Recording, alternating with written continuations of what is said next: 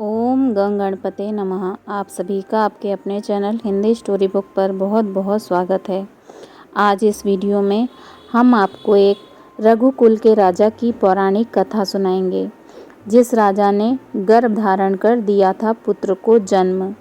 विज्ञान के इस दौर में एक पुरुष द्वारा गर्भ धारण करके अपनी संतान को जन्म देना संभव है और हाल ही में कुछ ऐसे केस भी हुए हैं।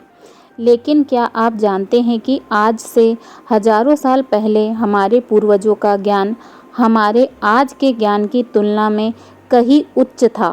विज्ञान के जिन चमत्कारों को देखकर हम आज आश्चर्यचकित होते हैं, वो चमत्कार तो हमारे पूर्वजों ने हजारों साल पहले कर दिए थे। जैसे कि पुरुष द्वारा गर्भ धारण कर संतान को जन्म देना। आज हम आपको श्री राम जी के पूर्वज राजा युवनाश्रव की कहानी बताएंगे, जिन्होंने स्वयं गर्भ धारण करके अपनी संतान को जन्म दिया था, जो कि चक्रवर्ती सम्राट राजा मानधाता के नाम से प्रसिद्ध हुए।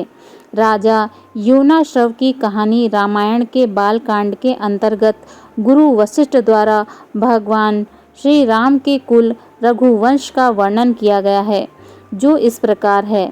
ब्रह्मा जी के पुत्र मरीच से कश्यप का जन्म हुआ। कश्यप के पुत्र थे विवस्वान।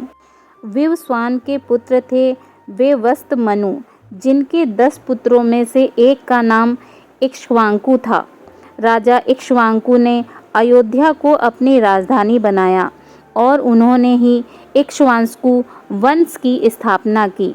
इसी वंश से राजा युवनाश्रव का जन्म हुआ, लेकिन उनका कोई पुत्र नहीं था। वंश की उन्नति और पुत्र प्राप्ति की कामना के लिए उन्होंने अपना सारा राजपाट त्याग कर वन में जाकर तपस्या करने का निश्चय किया।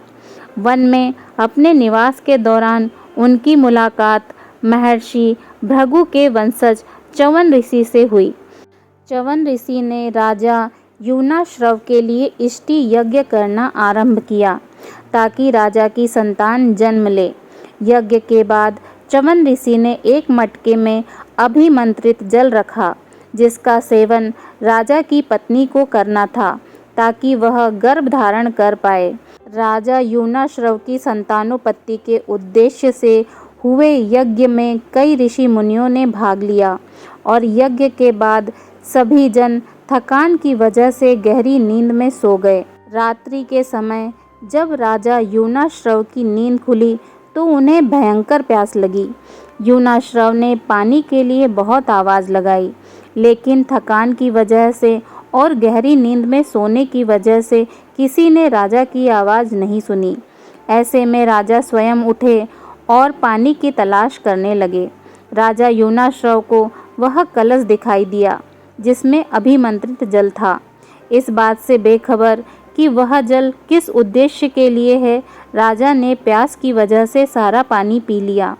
जब इस बात की खबर ऋषि च्यवन को लगी तो उन्होंने राजा से कहा कि उनकी संतान अब उन्हीं के गर्भ से जन्म लेगी।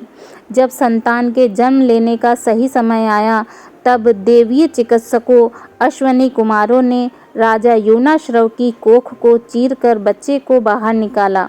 बच्चे के जन्म के बाद यह समस्या उत्पन्न हुई कि बच्चा अपनी भूख कैसे मिटाएगा। तभी देवतागण वहां उपस्थित थे।